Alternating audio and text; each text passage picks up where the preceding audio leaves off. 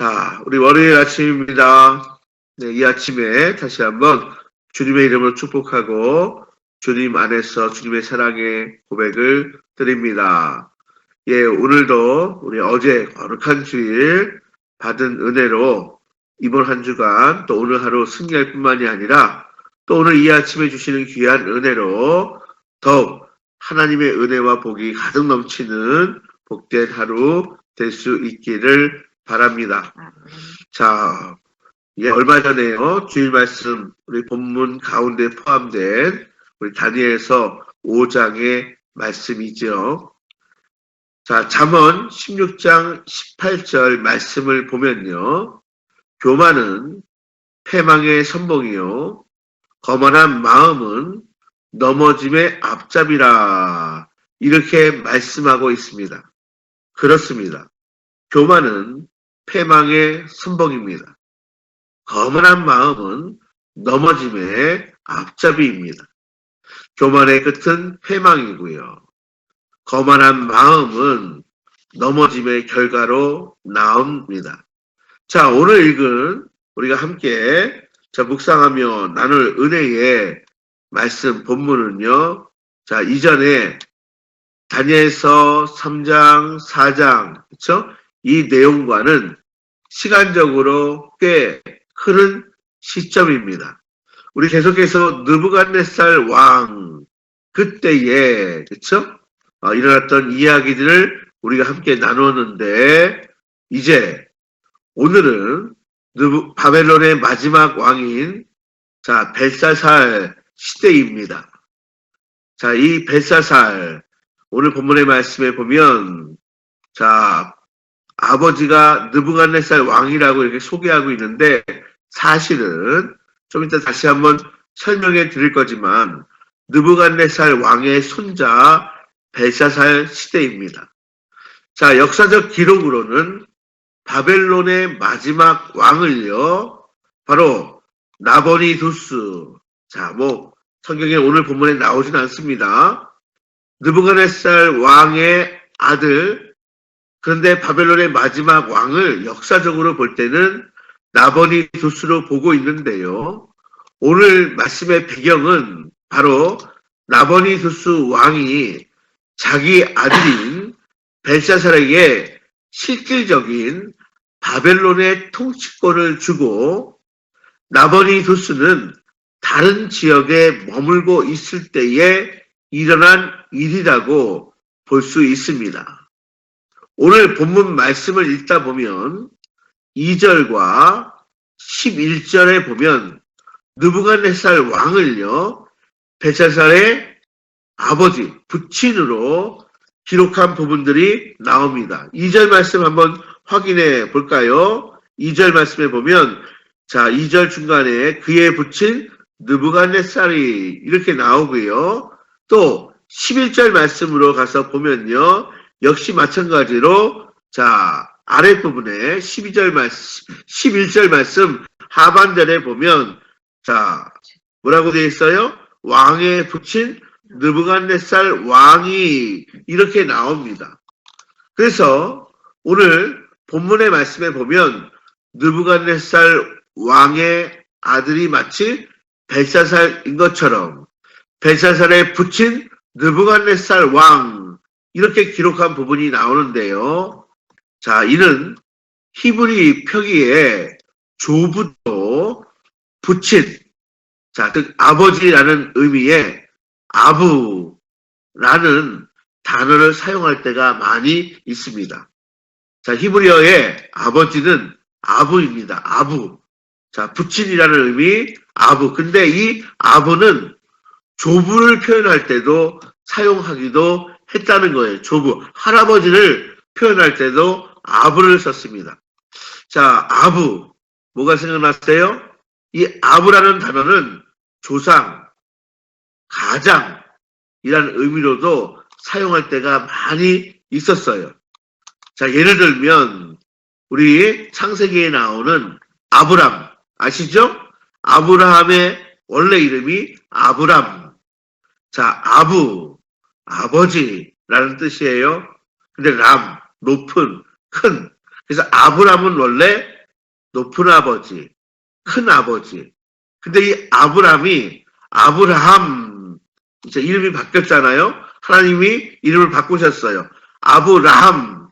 자, 이것은 큰 무리의 조상, 큰 무리의 아버지, 이런 뜻이에요. 자, 제가 말씀드린 거는 뭐예요? 자, 느부갓네살 왕을 벨사살의 부친으로 기록했지만 사실은 느부갓네살 왕은 벨사살의 할아버지였다. 자, 아버지라는 이 히브리어 표현이 바로 조부도 표현할 때가 있다는 거예요.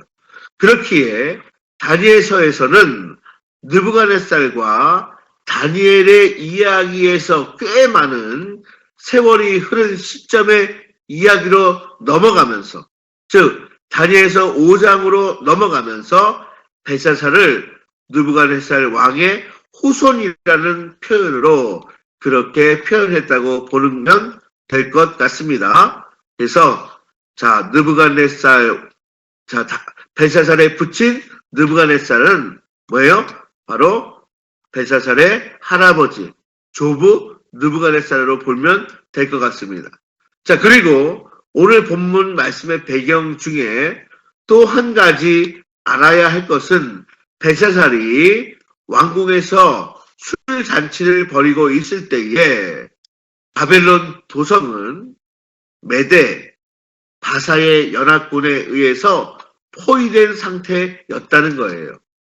메대와 바사의 연합군에 의해서 바로 바벨론 왕궁이 포위되어 있을 때에 벨사살이 그 왕궁에서 술 잔치를 벌이고 있는 것이에요.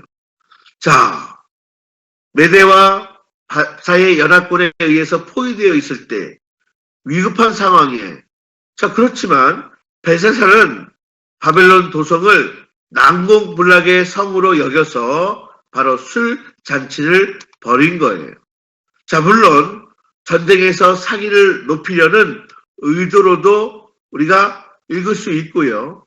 실제적으로 이제 아버지가 아니라 자신이 바벨론의 통치자로서의 자신의 권력을 과시하고 싶은 의도도 있었을 거예요. 어쨌든 벨사살의 모습은 매우 교만하고 나태한 모습이라고 할 수 있습니다. 벨사살이 이제 이 술 잔치를 벌이면서 예루살렘 성전에서 탈취해온 금, 은, 그릇을 가져다가 술을 따라 마시지요. 예루살렘 성전에 썼던 뭐예요? 하나님께 제사할 때 썼던 은그릇, 금그릇, 자, 이 그릇을 가져다 나와서 술을 따라 마신 거예요. 심지어 바벨론 사람들이 섬기는 우상, 신들을 찬양하는 모욕적인 행위를 서슴지 않았습니다. 역사적 기록으로 볼 때요, 느부갓네살 왕도 그 이후에 왕들도 예루살렘 성전에서 탈취한 그릇으로 술을 마시거나 어떤 일들에 사용한 적이 없었습니다.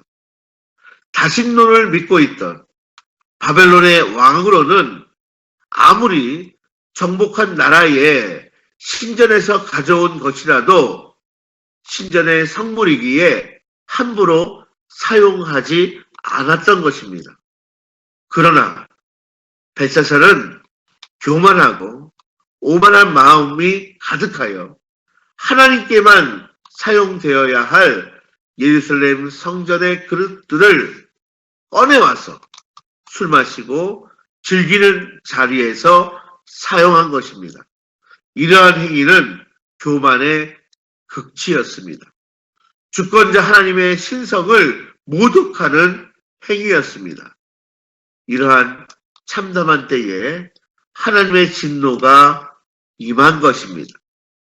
술잔치가 한창일 때에 손가락들이 나타나서 오늘 본문의 말씀을 보면 그 손가락들이 왕궁 맞은편 석회벽에 글자를 씁니다. 우리 5절 말씀을 함께 읽어볼까요? 5절입니다. 그때에 사람의 손가락들이 나타나서 왕궁 촛대 맞은편 석회벽에 글자를 쓰는데 왕이 그 글자 쓰는 손가락을 본지라. 깜짝 놀랄 만한 괴이한 일이 일어난 것입니다. 이런 괴이한 상황에 벨사살이 새파랗게 질렸습니다. 6절 말씀 볼까요? 이에 왕의 즐기던 얼굴빛이 변하고 그 생각이 번민하여 넓적다리 마리가 녹는 듯하고 그의 무릎이 서로 부딪힌지라. 벨사살이 놀랐습니다. 부들부들 떱니다. 자, 이에 바벨론의 모든 술객과 술사와 점장이와 지혜자들을 총동원하여 그 글자를 읽게 하고자 또 그 글자의 뜻을 알고자 했습니다. 그러나 그 누구도 그 글자를 읽을 수가 없었어요. 어떤 글자인지 읽을 수 없으니 그 뜻이 무엇인지 아는 자가 없었습니다. 우리 8절 말씀을 함께 읽어봅니다. 8절입니다. 그때에 왕의 지혜자가 다 들어왔으나 능히 그 글자를 읽지 못하며 그 해석을 왕께 알려주지 못하는지라. 그때 왕비가 들어옵니다. 그 왕비가 다니엘을 부르면 좋겠다고 제안하게 되죠. 이 왕비는요, 벨사살의 아버지인 나보니두스의 아내로 보는 견해가 많이 있습니다. 이 왕비는 아마도 느부갓네살 왕 때에 다니엘이 몇 번 왕의 꿈을 해석했었던 것을 기억했을 것입니다. 벨사살은 다니엘을 부릅니다. 다니엘에게 손가락이 나타나 석회벽에 쓴 글자가 과연 무엇인지, 그리고 그 글자의 뜻이 무슨 뜻인지 해석해 달라고 요청합니다. 그리고 그 해석을 하게 되면 나라의 셋째 통치자로 삼게 해주겠다고 약속합니다. 앞서 말씀드린 것처럼 그 당시에 바벨론의 왕은 나보니두스였어요. 그런데 실제적인 통치자는 벨사살이 하고 있었습니다. 여기서 셋째 통치자로 세운다는 것은 첫째 서열은 어쨌거나 왕은 벨사살의 아버지인 나보니두스, 둘째 서열은 실질적인 통치자인 벨사살 자신, 그리고 그 다음 서열로 세워준다는 약속이니 아마도 총리의 자리를 의미하는 것으로 보입니다. 그러니까 실질적인 서열은 바벨론의 2인자 자리가 되게 해주겠다는 뜻이겠다는 생각이 듭니다. 하나님께서 보내주신 징조나 메시지는 하나님의 영의 도우심이 있을 때에만 알 수가 있습니다. 인간의 지혜로는 알거나 깨닫기가 힘듭니다. 교만하고 무례했던 벨사살도 바벨론의 모든 지혜자들로서는 알 수 없는 하나님의 메시지에 대해 하나님의 영으로 그분의 도우심을 받는 다니엘에게 요청할 수밖에 없었던 것입니다. 하나님께서 느부갓네살 왕에게도 다니엘을 통해 누차 말씀하셨음에도 불구하고 그는 교만을 버리지 못했었어요. 벨사살도 마찬가지입니다. 권력을 가진 자들이, 부를 가진 자들이, 탁월한 어떤 재능을 가진 자들이 범하기 쉬운 죄는 교만입니다. 오만함입니다. 오만하고 교만한 자들은 세상의 주관자 되시는 하나님을 가볍게 여기고 하나님을 무시합니다. 오만하고 교만한 자들은 자기가 모든 것을 다 잘할 수 있을 거라고 생각합니다. 하나님은 결국 이러한 오만하고 교만한 자들을 모두 망하게 하십니다. 하나님 앞에서 우리는 교만하지 말아야 합니다. 하나님 앞에서 우리는 오만할 수가 없습니다. 하나님 앞에서 늘 겸손한 마음으로 살아가야 할 것입니다. 잠언 16장 19절 말씀에 보면요. 겸손한 자와 함께하며 마음을 낮추는 것이 교만한 자와 함께 탈취물을 나누는 것보다 나으니라 말씀하셨습니다.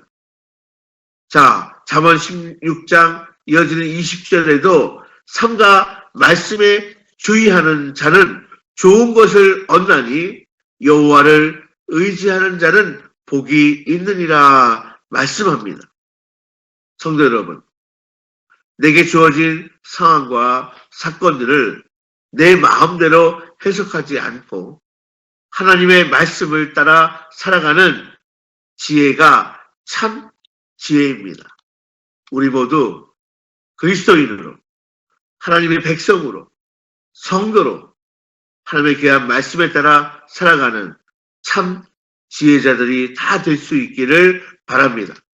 오늘도 이 아침 하나님 말씀만 따라서 내게 주어진 상황과 또 우리에게 주어진 모든 여건과 사건들을 해석하면서 하나님을 의지하며 살아가는 복된 하나님의 백성, 하나님의 자녀, 그리스도인들 다 될 수 있기를 주님의 이름으로 축복합니다.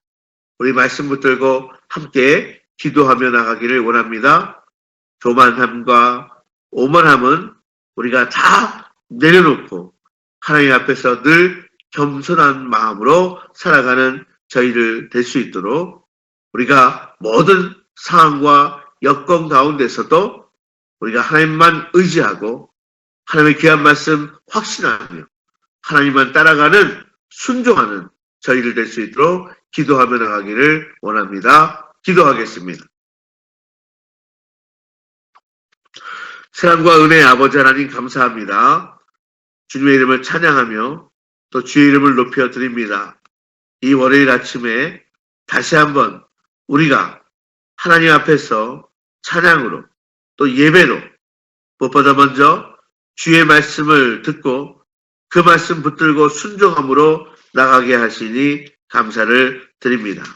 아버지 하나님, 이제 우리가 주님의 귀한 말씀을 들었으니 교만함과 오만함을 버리고 늘 하나님 앞에서 겸손함으로 오직 하나님 말씀에 따라 순종하며 살아가는 저희들 되기를 원합니다.